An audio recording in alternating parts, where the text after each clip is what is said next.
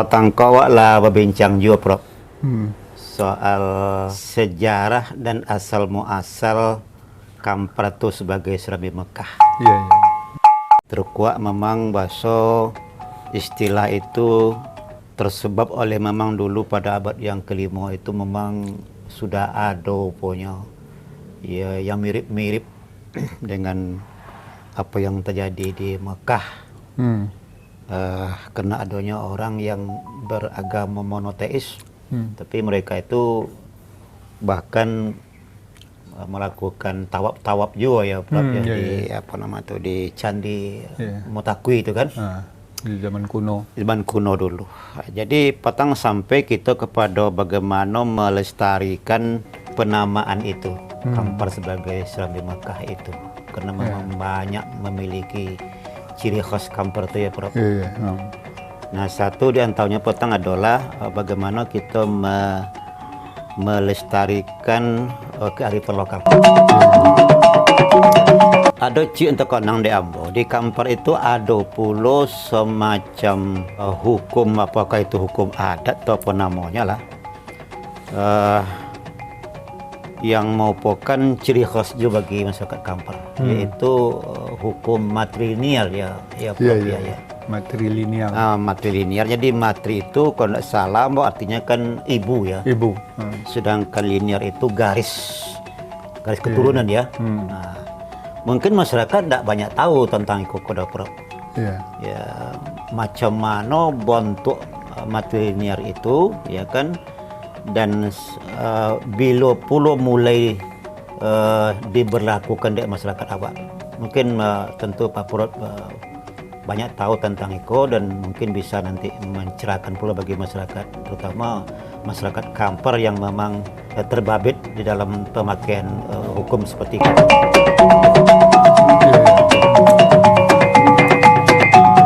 Iya. Jadi ini pun menurut dasar dari struktur keluarga masyarakat Kampar itu matrilinear. Artinya garis keturunan itu di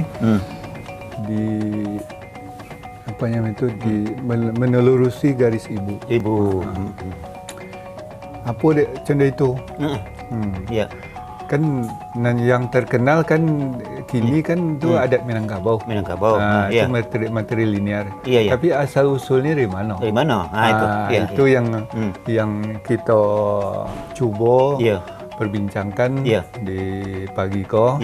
Supaya masyarakat dan anak-anak kemenangan kita pahamlah. Betul. Apa dek Kampar itu matrilinear? Apa kode mengikut orang Minang atau? Atau memang sudah duluan? Sudah. Adanya kearifan lokal. Di dunia kan ada dua garis keturunan dari struktur keluarga, yaitu patrilinear dengan matrilinear. Patrilinear itu garis ayah, garis ayah awak, dari ayah awak ke datuk, ke ayah datuk dan seterusnya, yang laki-laki. Yang matrilinear itu dari ama awak, jadi awak mengambil keturunan ke ama awak. Ama awak, ama awak, nenek awak, nenek kau mak nenek, seterusnya kata. Garis keturunan yang dianut oleh masyarakat Kampar itu garis keturunan matrilinear. Matrilinear itu artinya ibu. Dari mana asal usulnya? Itu hendak lope dari ajaran yang kita bicarakan di ajaran Dharma. Apa ajaran Dharma? Dharma itu artinya kan kesucian, kebaikan. Jadi Motakui ini sebagai universitas kelas internasional di zamannya. Itu dasarnya, filosofinya adalah Dharma. Kesucian dan kebaikan. Nah, itu. Kalau bicara tentang kebaikan, itu sumbernya kasih sayang. Kalau di diri awak kalau tanam kasih sayang, maka akan keluarlah kebaikan dari awak. Tapi kalau kebencian yang ditanam, apa yang terjadi? Permusuhan. Permusuhan. Ya. Saling sikut, dengki. Saling sikut. Iya. Itulah filosofinya itu yang paling mendasar. Iya. Apa itu simbol dari kasih sayang kau. Iya. Dia sama awak. Iya. Iya. Amaklah yang melahirkan, yang menyusui, sehingga amak kau adalah sumber dari kasih sayang. Iya. Sumber dari itu diakui oleh masyarakat mana aja di dunia. Mana aja. Dalam agama pun macam itu. Iya. Kalau nak berbuat baik ke orang tua, dulukan amak. Iya. Nabi menyebut 3 kali. Dulukan amak, dulukan amak, dulukan amak. Iya. Itu tuntunan Nabi. Iya. Cuma kerana pengaruh struktur keluarga orang Arab tu, patrilinear. Iya. Garis keturunannya dari ayah. Dari ayah. Itu yang dia anut di situ. Iya. Tapi tentang amak sumber kasih sayang itu, itu tetap. Tak ada bisa yang menyangkal. Dari itulah datuk-datuk moyang kita tu di situ ajaran Dharma itu bahawa kerana sumber kasih sayang itu adalah ibu, maka garis keturunan itu berdasarkan garis yang lahir dalam rahim ibu. Rahim itu kan artinya selain sarang dari indung tolu sama awak. Rahim itu kan artinya kasih sayang. Ya kan? Di dalam bahasa Arab silaturahim. Itu rahim itu dihubung. Jadi dulu karena filsafatnya seperti itu, maka garis keturunan ini diambil dari yang lahir dari ibu. Semua yang lahir dari itu badun sana. Dun sana yang sebodoh bodoh dun sana. Yang diikat dengan kasih sayang. Bukan yang saya. Kalau yang saya kok kasih sayang jo. Saudara kandung jo. Tapi kodoknya berapa orang kena membagi otorotaya. Kan iya kan? Iya betul. Tapi kalau nan sama kok kasih sayang tu tetap terjaga. Maka struktur keluarga di Kampar tu itulah kasih sayang berdasarkan dun sana. Dun sana. Patrilinear kau kan karena dominasi laki-laki. Matrilinear kau sebetulnya dominasi laki-laki juga. Tapi laki-laki yang berdasarkan dun sana. Laki-laki yang berdasarkan dun sana. Berarti yang seibu. Yang dun sana secara yang beralaskan kasih sayang tu yang seibu. Jadi kalau misalnya beradik-adik ada laki-laki, ada produksi. Jadi laki-laki itu menjadi dominan untuk mengayomi produksi gitu. Jadi kan. Seibu kok seibu. Jadi nan laki-laki kau lah yang ditujuk untuk mengurus anak kemanakannya. Itulah datuk tu datuk tu dari mama. Jadi datuk kau dari mama untuk mengayomi. Dia laki-laki juga kan. Tapi yang kerana supaya terhubung kasih sayang tu secara abadi, maka harus yang jadi patokan standar itu rahim. Kerana itu simbol kasih sayang. Yang rahim sendiri berarti kasih sayang. Jadi misalnya kan lain apa? Si amak tetapnya seperti itu kan? Tetapnya seperti itu. Jawab lahir dari rahim yang sama. Kasih sayang itu beda daripada yang si ayah. Itu tidak menyangkal bahwa persaudaraan si ayah itu juga saudara kandung si ayah. Kalau yang seibu, saudara kandung seibu. Ini kadang ada loh katong bahwa kalau lain ayah itu saudara tiri itu. Kalau lain ibu saci ayah saudara tiri. Itu yang dimaksud saudara tiri itu. Kalau dalam adat awak yang dimaksud saudara tiri itu, kakak tiri atau adik tiri, itu kalau mak awak kahwin jo seorang lelaki, ya, yang mungkin kahwin kedua kan, ndak ayah awak tu. Ayah awak tu membawa ada anaknya, bawaannya istrinya itu. Awak jenis anak ayah tiri awak tu, yang ndak sama dengan awak tu, itu nan saudara tiri. Ya. Sebaliknya umpamanya ayah awak berbini. Berbini ke perempuan produksi lain kan, betina lain. Yang betina ko punya anak dari lelaki yang dulu. Awak jo anak mak tiri awak tu. Yang ndak sayang, ndak sama dengan awak juga. Itu sudah dinomor. Sudah dinomor. Kan saudara kandung. Tapi kalau nan saya, nan sama tu tetap saudara kandung. Kalau yang saya aja saudara kandung saya nama. Kalau yang sama saudara kandung sama.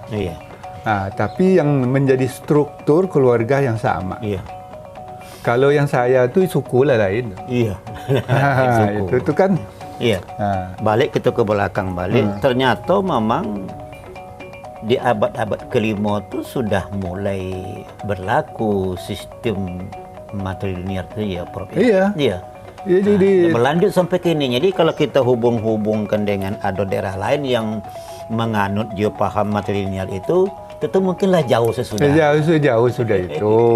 Kalau adat Minang dikukuhkan oleh Datuk Parpati Sebatang. Itulah sabui. Di mana berajaunya Datuk Parpati Sebatang. Tu. Tentu di budaya, di kearifan yang ada sebelumnya. Yang adanya di Morotakus,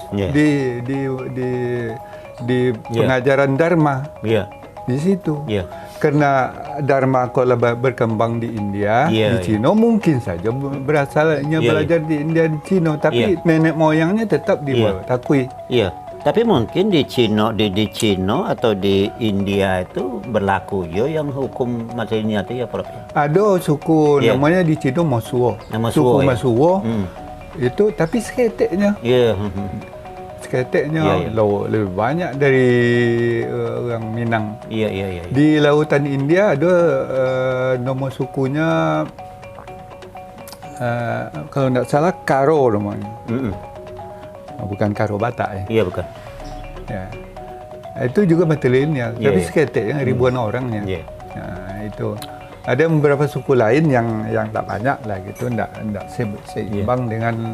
Tapi yang terkenal di Sumatera Tengah yaitu Kampar dan daerah Sumatera Barat kini. Jadi Prof, kalau misalnya ada dunsana ibu, ama awak badi adik, jauh mak, kan. Berarti kan awak berunsana ibu.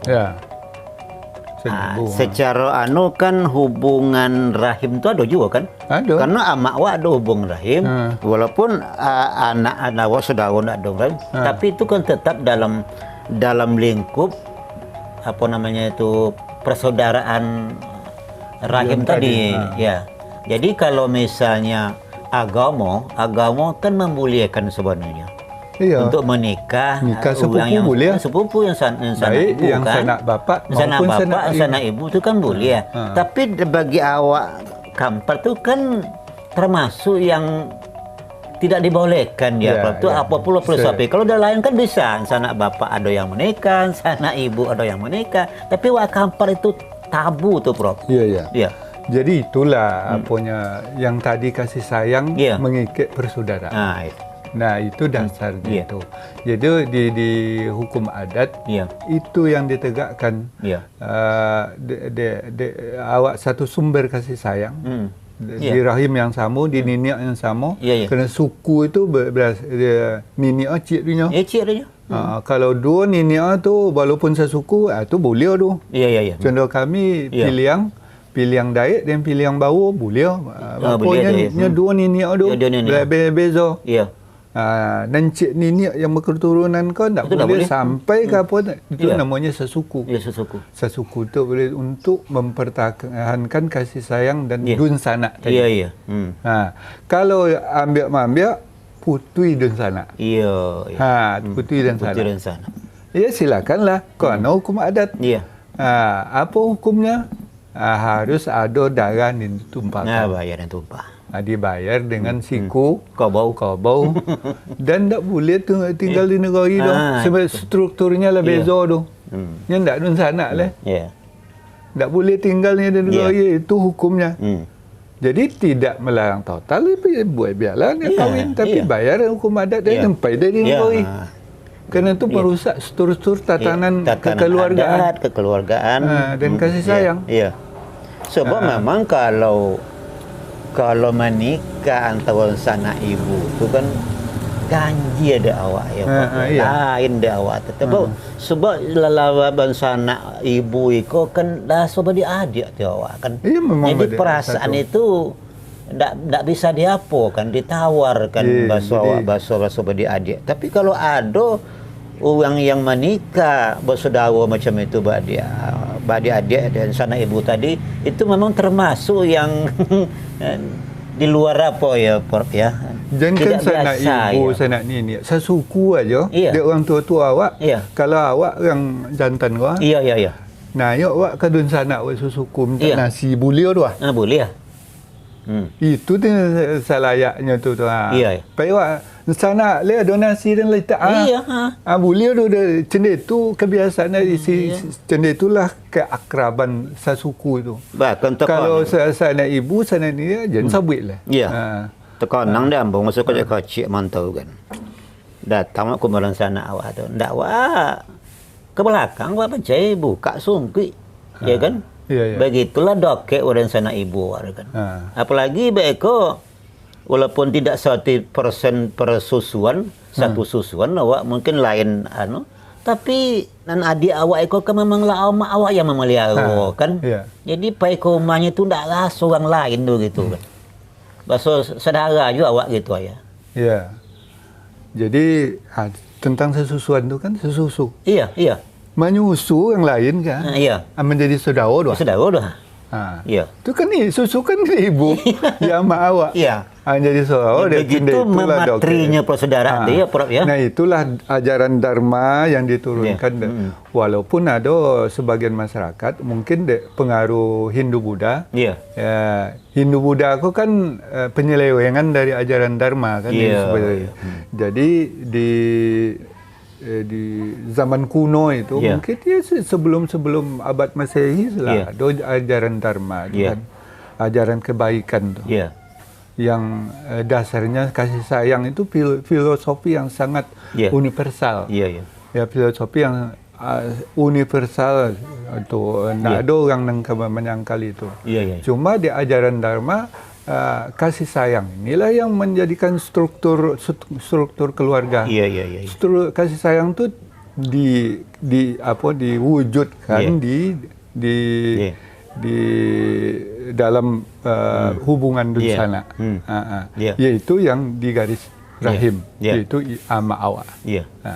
Itu filosofi. Tapi ada juga legenda-legenda, mitos-mitos.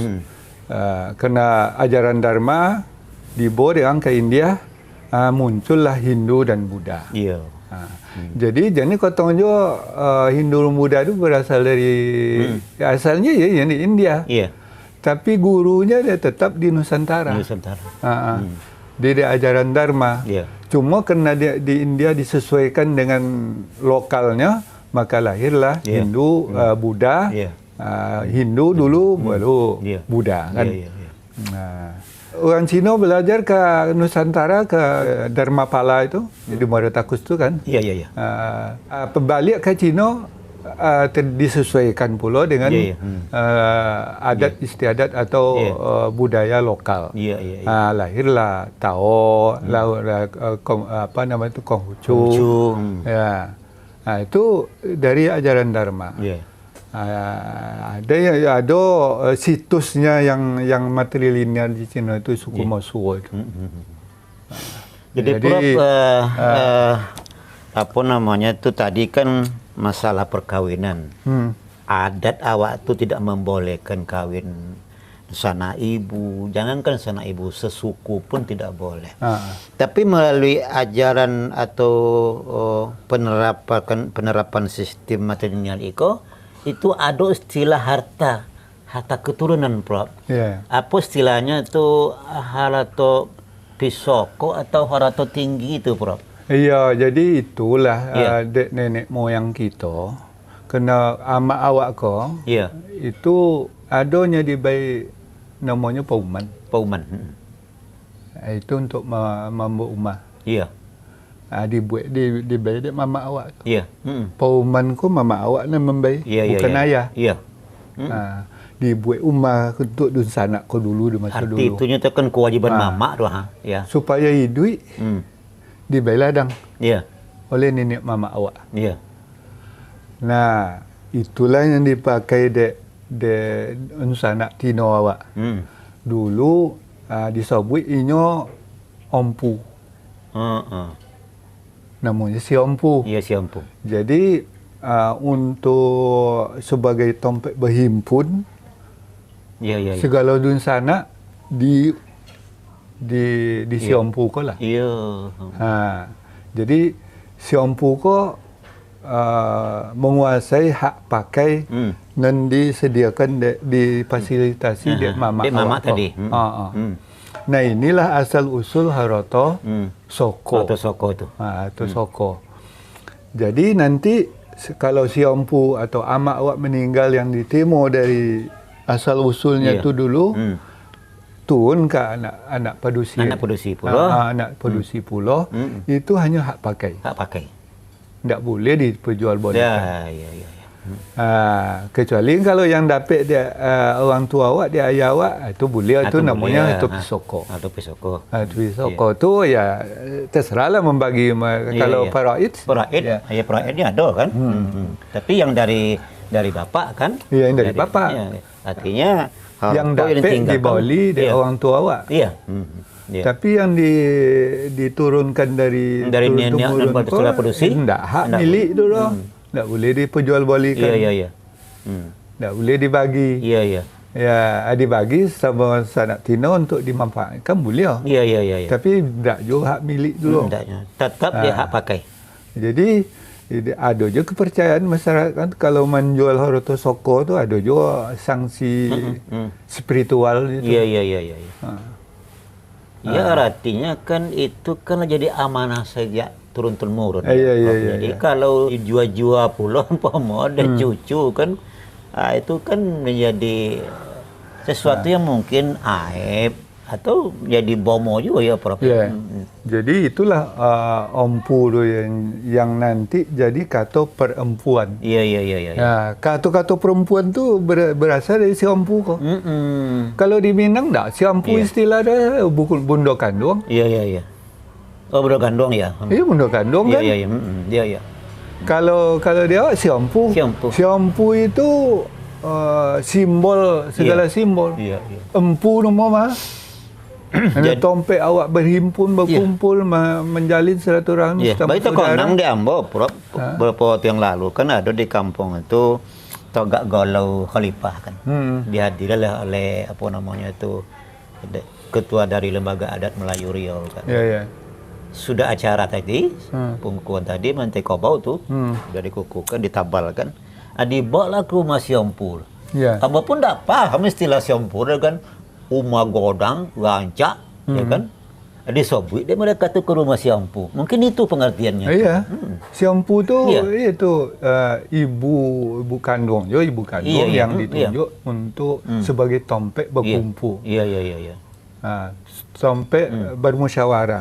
Tompek menjalin silaturahim sesama dun sana. Itulah si Ompu. Yang mengayomi, si Ompu ko harus mengayomi, menyebarkan kasih sayang. Betul. Antara sesama dun sana. Nah, itulah si Ompu. Jadi itulah kalau dalam tradisi Hindu Buddha, dulu simbolnya itu dewi. Nah, ada dewi apa namanya, Avalo Vesta, apa namanya, Avalo,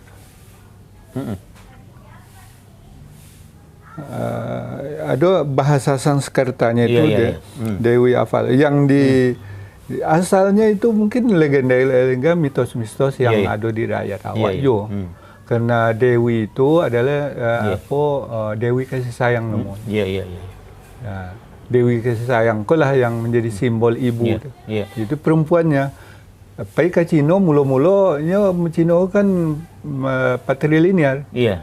Jadilah dia dewa Kuan Im. Mula-mula dewa Kuan Im itu dianggap orang laki-laki, orang jantan kan? Dewi jantan. Baru abad sekitar abad ke-7 ke-8 itu berubah kepercayaan Cina tu. Kuan Im itu dewi, bukan dewa. Bukan dewa ya. Jadi asalnya itu yang matrilinear kan, itu simbol dari kasih sayang, dewa kasih sayang. Itu yang terwujud di amak awak.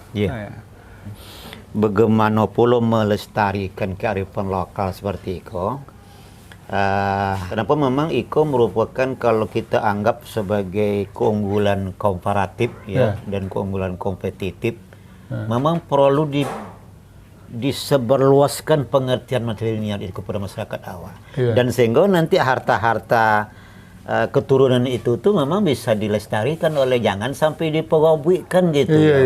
Mungkin Iko seperti apa formula untuk bisa kita menjaga sistem atau adat-adat yang telah berlaku yang disebut dengan matrilinear itu.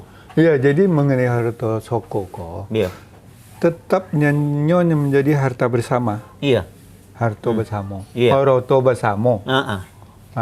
Yang bisa dimanfaatkan di seluruh sanak keluarga yang nanapo dan himpun dalam sukuan itu. Atau dalam satu nenek. Kan nenek awak dulu yang memiliki harta soko. Itulah mungkin yang perlu dilestarikan dia. Karena jadi kalau ada harta bersama kok bisa sama dengan koperasi zaman kini dunia. Koperasi itu kan harta bersama awak awak nenek moyang awak lah menyediakan untuk harta bersama kok. Memanfaatkanlah, tanamlah, buatlah harta soko produktif. Hasilnya dibagi bersama. Kan elok tu. Itulah untuk salah satu juga cara untuk mengikat dun sanak kok. Jangan tak boleh awak saling mengklaim harta soko. Tapi kalau ada dan dituakan di situ, biasa memang dikelola oleh nan tua tadi. Harta soko kok. Berkewajiban untuk menjaga. Untuk menjaganya. Jangan sampai hilang, jangan sampai terjual kan gitu kan. Itu ada juga saat harta soko bisa dijualkan dalam keadaan darurat. Ya, kalau tidak darurat tak boleh dijual harta soko. Itulah apa. Jadi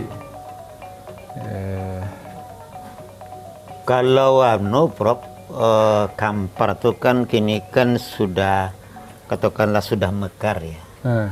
Ada ke Pelalawan. Ada ke Pasir Pengarian itu. Dan bisa juga terjadi nanti akan ada pemekaran ya kan. Tergantung kepada kondisi lah kan. Tetapi Kampar yang ada kini kok waso-waso memang beda. Beda ya Prof dengan Pasir Pengarian ya. Karena etnisnya pun lah campuran kan. Termasuk juga Pelalawan. Pelalawan memang Kampar tetapi sudah kemelayuan gitu kan. Nah, menurut pandangan Pak Prof, apakah matrilinear itu masih berlaku di daerah Pasir Pengarian atau Rokan Hulu dan di Pelalawan itu? Itu sebagian ya. Hmm. Kalau yang di perbatasan seperti Tandun, Tapung, Itu masih Kapung masuk Kampar kan? Iya, Kapung masih ke Kampar. Kampar. Iya. Kalau Tandun kan masuk daerah Hulu. Itu masih matrilinear. Matrilinear ya. Tapi pasir ke sampai ke Marurumbai perbatasan Tapanuli tanah. Iya. Itulah garis keturunan dari ayah ya. Bahkan ada yang bersuku itu, suku Tapanuli kan, ada yang Nasution itu banyak kan. Iya. Yang pokoknya marga-marga lah. yang itulah garis keturunannya ke ayah tuh. Iya. Kayaknya di Pelalawan sampai ke Langgam tu masih matrilinear. Iya. Tapi lah lewat Langgam ni ke Kian tu lah. Iya.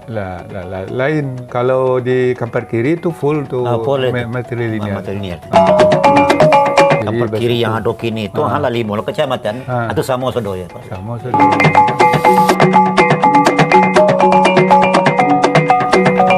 Itulah kearifan lokal. Iya.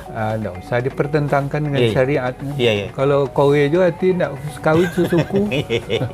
Ikutilah adat tadi. Iko yang dipenuhi kan? Iko dipenuhi. Jangan tinggal di kampung. Iya. Cendo itulah di Kampar itu dulu ya yang diberlakukan. Tapi ada sumpah orang tua awak. Ya, sumpah orang tua awak kok. Itu kadang-kadang dimukabarkan jadi Allah Ta'ala. Iya. Nya tadi mengikat kasih sayang berdasarkan Dun Sana. Iya. Dan dengan garis keturunan rahim. Iya. Karena rahim ini dirusak. Iya. Itu ada sumpah orang tua. Siapa dan melanggar adat termasuk kawin sesuku kok. Iya. Inyo nanti mendapat sanksi dari Yang Maha Kuasa. Iya. Apa sanksinya? Kabawa ndak bau ya? Ndak bau ya? Di tengah dile kumbang. Kate ndak berpucuk. Kate ndak berpucuk. Kabawa ndak bau ya? Di tengah dile kumbang. Iya. Kan ngeri tu. Ke sungai ditunggu de boyo. Ke darat nanti di mau ke. Iya. Sumpah orang dulu ya, Pak ya. Itu kan ngeri tu apa sumpah orang dulu tu. Iya. Kini ya ada je banyak umumnya terbukti kan. Artinya sumpah itu masih berlaku, cuma tidak disadari ya, Pak. Tidak disadari. Banyak orang yang kena bala bencana, tapi tidak sadar. Bahasanya itulah melanggar adat. Bahasanya itulah melanggar hukum yang diberlakukan sejak zaman dulu kan. Ya, Prof ya. Jadi Prof cukup menarik perbincangan kita pagi ke Prof. Ya, orang mungkin banyak tak tahu ya. Iya. Bakso di Kampar itu ada kearifan lokal yang masih mesti harus ya dilestarikan sampai kini ya, Prof. Benar-benar bermanfaat bincang-bincang kita, Prof. Dan insya Allah kita sambung pula balik pada kesempatan dan ketiba. Terima kasih, Prof. Assalamualaikum warahmatullahi wabarakatuh. Waalaikumsalam warahmatullahi wabarakatuh.